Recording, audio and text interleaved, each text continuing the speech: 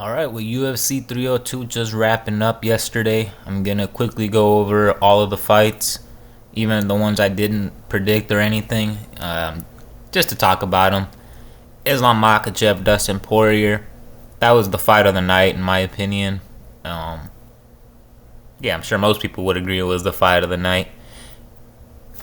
Islam Makhachev submitted Dustin Poirier in the fifth round, but Poirier, he showed a lot of heart. I was picking Poirier to get submitted in the second round, and it ended up happening in the fifth, barely, um, potentially could have won all five, and I think Islam would have won unanimously. But Poirier, he had moments. He was able to get up nonstop against Islam. I think at this point now that everybody kind of gets up from Islam Makhachev, we have to say that his ground control ability is nowhere near Khabib's, because no one was like Khabib.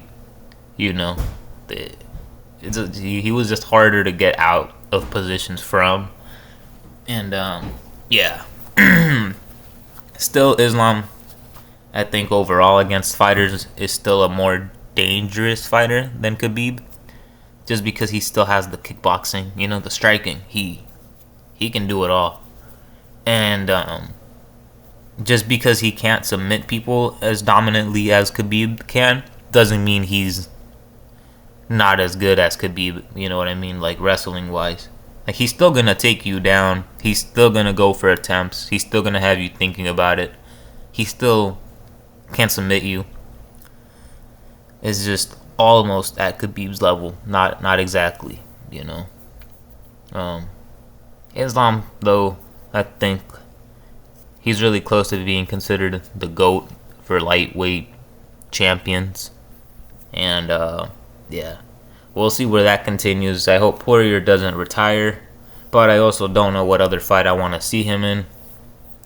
I mean, unless, you never know, like if Conor loses, they could have another rematch. Why not?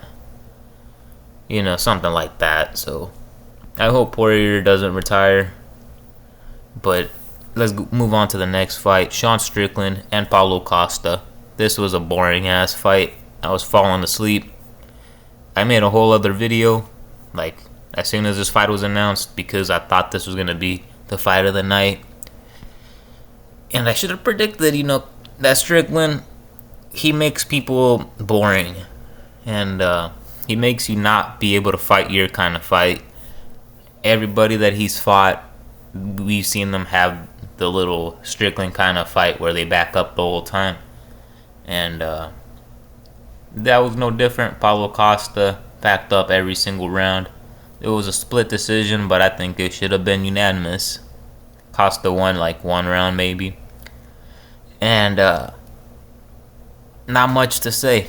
I was falling asleep here.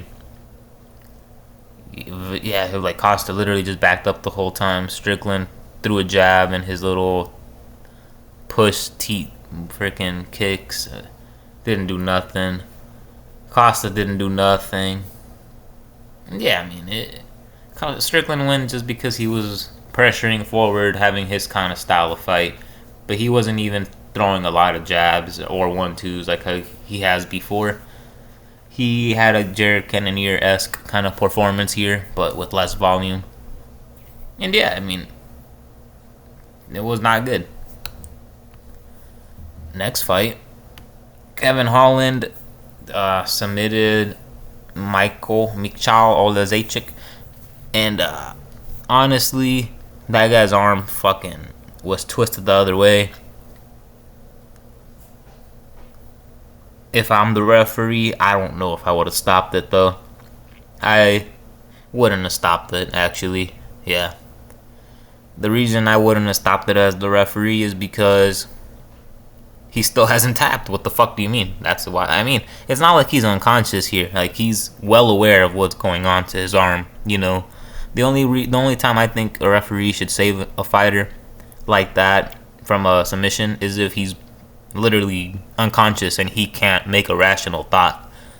If your arm is getting destroyed if your ligaments are all being bent backwards, your bones, it looks like a smiley face, your arm, like the way it's being twisted like a pretzel. And he's still not tapping. I mean, just let that shit go, dude. Like, we see all the time fighters say, "Oh, I broke my arm, I broke my leg, not leg, like I broke my foot. I came in here with a broken rib, this and that," and they still win some fights every now and then. So I'm not saying he would have won, but I'm also saying it looked like that arm was bent all the way already, and he didn't tap. So it could have been a reversal. Something could have happened, and nothing happened. Kevin Holland won because the referee stepped in. It is what it is. I went for Kevin Holland, so thank God, because he got dropped right away. That was a little scary, but he ended up submitting him right after, so that was good. Nico Price, Alex Morono. This fight, man, Alex Morono, he must be one of the softest, like the most pillow-fisted, one of the most pillow-fisted punchers that I've ever seen.